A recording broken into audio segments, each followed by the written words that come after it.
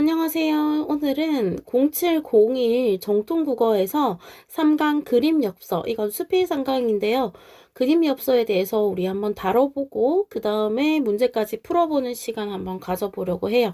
일단 이 그림엽서 제목의 의미를 좀 보고 넘어갈 필요가 있겠는데요. 삶을 소중하고 따뜻하게 가꾸며 사는 아름다운 모습을 그림엽서에 비유한 표현이다 라고 볼 수 있어요. 그래서 어떤 아름다운 삶을 사는 사람을 다루고 있는 작품이다 라는 걸 알 수 있고요. 수필이다 보니까 각재구 본인의 이야기다 라고 보실 수 있겠죠. 이 작품은 시각장애인인 그와의 만남을 통해 외적인 조건보다 삶을 소중하고 따뜻하게 가꾸어 나가는 마음이 중요하다는 글쓴이의 깨달음을 전하고 있는 수필갈래입니다. 자, 핵심 정리 보시면요. 주제가 그래서 삶의 진정한 가치와 의미에 대해서 다루고 있다라는 걸 알 수 있고 바로 한번 내용 읽어보도록 하겠습니다. 내가 그를 처음 만난 곳은 동네 목욕탕이었다. 탈의실에서 옷을 벗다 말고 나는 한동안 그를 지켜보았다. 그는 한쪽 손으로 벽을 더듬어 가고 있었다. 그가 시각장애인임을 알 수 있죠. 물론 벽을 더듬는 것만으로는 알 수 없겠지만 전체적인 어떤 신체적 특징이 있었겠죠? 자, 그래서 탈의실 안에 다른 사람은 없었다. 얼마 되지 않아 그는 욕탕문의 손잡이를 찾아내고 곧장 안으로 들어갔다. 욕탕 안은 한산했다. 나와 그 외에 입욕객이 둘. 그는 다시 손끝으로 벽을 더듬어 샤워기 아래에 섰다. 손끝으로 물 온도를 가늠하던 그는 곧장 샤워를 했다. 비누칠을 하고 2번 거푸 머리를 감는 모습도 보였다. 전체적으로 일상을 그냥 남들과 똑같이 하는 것 같아. 샤워가 끝난 뒤에는 양치질이 있었다. 들고 온 작은 손가방에서 그가 칫솔을 꺼냈다. 그는 다시 한쪽 손으로 벽을 더듬어 가기 시작했다. 그의 손에는 치약이 잡혔다. 그러나 그는 치약을 스쳐 지나갔다. 그가 찾는 것은 치약이 아니었다. 나는 얼른 소금통을 그의 앞으로 옮겨다 주었다. 옛날에 한번 그 장애인에 대한 수칙을 선생님이 들은 적이 있거든요. 가다가 휠체어를 타신 분이 있으면 제가 밀어드릴까요? 라는 이야기를 꼭 하고 도움을 주라는 이야기를 들은 적이 있어. 왜냐하면 그분들이 원치 않는 도움을 받고 싶어 할 거라고 생각하는 건 이제 우리가 몸이 아프지 않은 우리가 생각하는 착각일 수 있대요. 오히려 그 사람들은 자신에 대한 침해라고 생각할 수 있대. 그래서 조심해야 된다라고 들었는데 나는 자기도 모르게 뭔가 도움을 주어야겠다고 생각했나 봐요. 자, 그래서 이렇게 소금을 그의 앞으로 옮겨다 주는 행동을 합니다. 그의 손끝에 소금통에 닿았다. 그 순간이었다. 여기가 아닌데? 자, 여기가 보면요. 남의 도움이 필요 없을 정도로 이 목욕탕에 좀 익숙한 것 같아요. 그는요. 그가 혼자 중얼거리더니 금세 내 쪽을 향하고서는 고맙습니다. 라고 인사를 했다. 자, 여기서 고맙습니다. 인사했다는 건요. 누군가 자신을 도와줬다는 사실을 알 만큼 그 소금통이 어디 있는지 안다는 얘기예요. 인사를 하면서 그는 환하게 웃었다. 여기서 환하게 웃는 그의 모습을 보면 밝은 성격이 드러납니다. 그가 인사를 하는데도 나는 아무 말도 하지 못했다. 천만에요. 괜찮습니다. 무슨. 욕탕 안에서 혼자 생각해보았지만 정말 적당한 대꾸를 찾을 수 없었다. 그의 이런 행동을 통해서 어떤 깨달음을 얻고요. 반성을 하는 모습인 것 같기도 해요. 왜냐하면 그는 사실 도움이 필요 없는 사람이었거든요. 자, 일상생활을 익숙하게 하는 그에 대해서 다시 한번 이야기합니다. 양치질을 끝낸 그가 착수한 일은 면도였다. 나는 그가 거울 앞에 서서 얼굴에 비누칠을 하는 것을 보았다. 손가방에서 꺼내 면도기로 쓱쓱 면도를 했다. 면도기가 지나간 쪽을 손바닥으로 한번 만져보고 거울에 비춰보는 듯한 신용을 할 때는 피식 웃음이 나왔다. 자, 사실 이런 행동 하면 안 돼요, 여러분. 어떤 장애인이 무슨 행동을 한다고 해서 그거에 대해서 웃음을 흘리거나 하는 행동은 신뢰가 되는 행동일 수 있어. 하지만 나는 이렇게 행동했대요. 시각장애인인 그가 앞이 보이는 것처럼 행동했기 때문에 이런 웃음이 나온 것 같아요. 자, 그의 목욕은 아무 탈 없이 끝났다. 아니, 탈의실로 나가는 과정에서 한 번의 작은 실수가 있었다. 그가 욕탕문을 열고 탈의실로 나가는 순간 곁에 비켜서 있던 한 손님과 몸이 부딪혔다. 손님은 금세 상황을 이해했다. 그는 미안합니다 하고 허리를 굽혔다. 참 이런 일이 없었는데. 자, 원래는 일상에서 실수를 자주 하지 않을 만큼 일상생활이 능숙한 사람임을 알 수 있죠. 그는 혼자 그렇게 중얼거렸다. 그러면서 또 밝게 웃었다. 나는 그가 자신의 옷장을 찾아 옷을 입고 양말을 신는 모습을 보았다. 전체적으로 일상생활을 무리 없이 해나가는 모습 보이죠. 내가 그를 2번째로 본 것은 불로동 다리 위에서였다. 불로동 다리는 광주천에 놓인 다리 중 가장 작고 낡은 다리였다. 자, 여기에서 배경 묘사를 통해서 어떤 계절감과 일상 풍경을 모두 드러내고 있어요. 승용차 2대가 겨우 비껴가던 이 다리는 무너진 성수대교 덕분에 완전히 사람들의 차지가 되었다. 차량 통행이 금지되면서 솜사탕 장수와 군고구마 장수가 다리 한편에 들어서기도 하고, 여름밤 같은 때엔 다리 바닥에 신문지를 깔고 앉아 소주 추렴을 하는 시민들도 왕왕 생겨났다. 다리 난간에 기대서서 꽤나 낭만적인 포즈를 취하는 연인들의 모습 또한 심심찮게 눈에 띄었다. 자, 배경 묘사를 하고 있죠. 자, 그 다음에 다리 위는 미끄러웠다. 2, 3일 전에 내린 눈이라는 표현을 통해서 우리 이때 겨울임을 알 수 있죠. 계절감. 자, 눈이 반질반질 얼어붙었고 하늘에서는 제법 큰 눈송이들이 내렸다. 나는 시내로 나가는 길이었고 그는 목욕탕이 있는 동네 쪽으로 들어오는 길이었다. 그는 길을 더듬어 가는 지팡이를 지니고 있었고 검은 안경을 끼고 있었다. 어떤 시각장애인의 특징이 되겠죠. 안경을 낀 모습이 생소했지만 분명히 목욕탕에서 만난 그였다. 아무런 구김살 없이 아무런 불편도 못 느낀다는 듯이 목욕을 끝내고 나서던 그의 모습이 새삼 떠올랐다. 나에게 깨달음을 준 모습이라고 볼 수 있어요.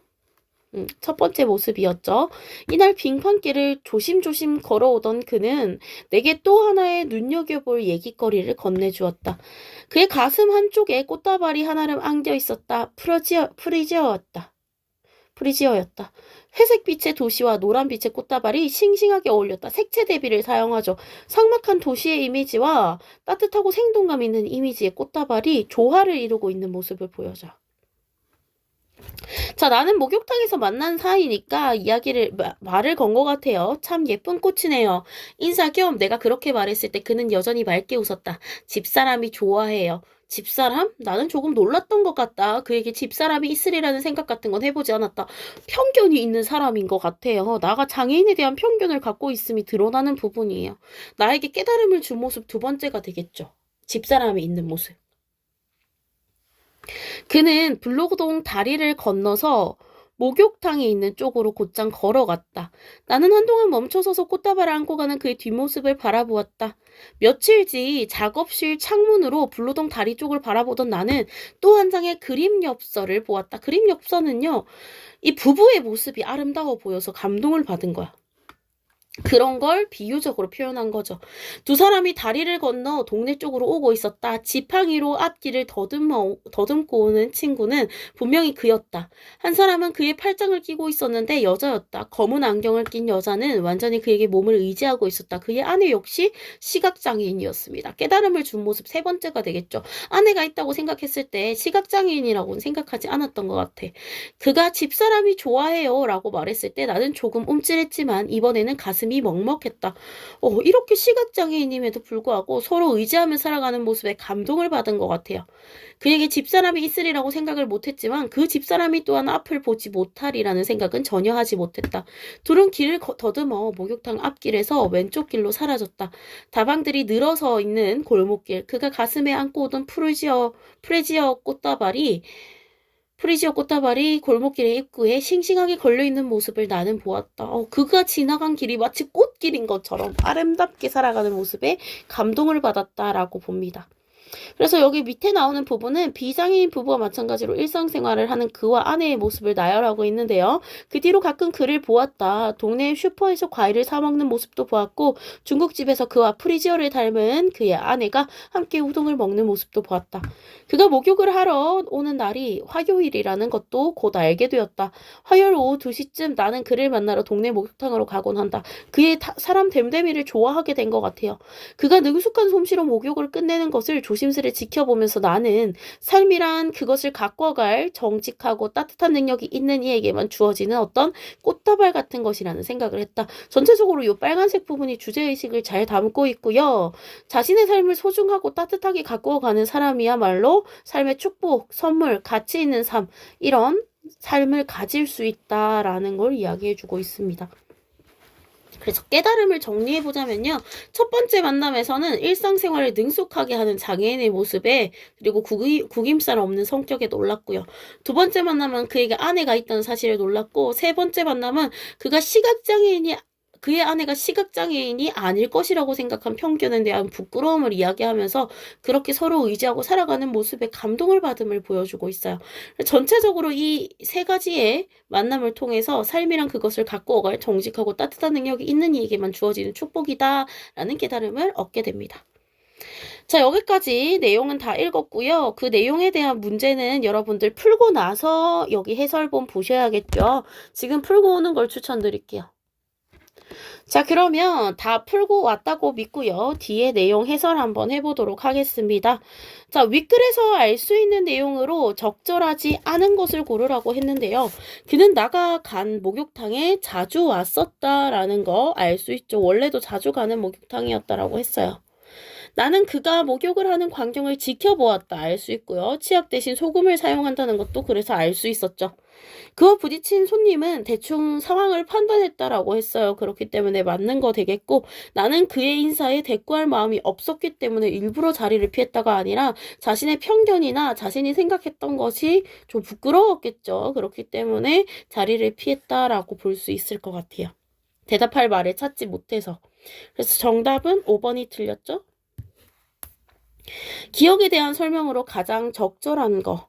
기억이 뭐였어요? 기억? 그는 길을 더듬어가는 지팡이를 지니고 있었고 검은 안경을 끼고 있었다. 이게 기억입니다. 자, 그러면 그가 시각장애인임을 알 수 있죠. 1번이 정답 되겠습니다. 보기는 니은에 대한 설명이다. 빈칸에 들어갈 말로 가장 적절한 것은 글쓴이는 어디에서 아름다움을 느끼고 있나요? 그 시각장애인 부부에서 아름다움을 느끼고 있죠. 그렇기 때문에 4번이 정답 되겠습니다. 자, 4번 문제는요. 글쓴이의 선입견과 이해가 바르게 짝지어진 것인데 선입견이 C 부분에 있어요. C 부분이 뭐냐면 집사람? 나는 조금 놀랐던 것 같다. 그에게 집사람이 있으리라는 생각 같은 건 해보지 않았다라고 된 부분이요. 자, 그래서 이 부분을 토대로 보면 C가 하나밖에 없어요. 여기 편견이라고. 편견 중에 C가 있는 부분이 여기 한 군데밖에 없어. 그러니까 정답 5번 되겠죠. 자, 그 다음에 윗글에 나타난 글쓴이의 경험으로 적절하지 않은 거. 그와 아내가 함께 다리를 건너오는 모습을 봤죠. 다리에서 만난 그와 꽃다발에 대해 이야기를 나누었습니다. 동네에서 부부가 평범하고 소박한 일상을 즐기는 모습을 보기도 했고요. 그를 만나기 위해 일부러 화요일 오후 2시쯤에 목욕탕에 가기도 한다고 합니다. 그러나 사글세빵이 늘어서 있는 골목길로 그를 찾아갔던 경험은 없습니다. 그 모습을 창문으로 지켜봤을 뿐이지. 자, 윗글에 글 쓰니까 궁극적으로 말하고자 하는 바 맨 마지막에 빨간색 형광펜으로 칠한 부분이죠. 정답은 3번 되겠습니다. 자, 여기 서술형 문제는요. 크게 어떤 주목해야 할 부분은 없고 우리 아까 내용에서 다 짚어본 부분이라서 한번 풀어보고 여기서 답을 한번 체크해 보셨으면 좋겠어요. 지금 답 체크 아직 못하신 분들은 멈춰놓고 여기 서술형 평가 대비 문제 한번 채워보시길 추천드립니다. 자, 다 하셨으면 여러분 앞에서부터 객관식 문제 단반 다시 불러줄게요. 1번에 5번, 2번에 1번, 3번에 4번이었고요. 넘어가서 4번에 5번, 5번에 2번, 6번에 3번이었습니다. 자, 여기까지 오늘도 수업 마무리하도록 하겠고요. 다음에도 영상에서 또 만나요. 여러분 안녕.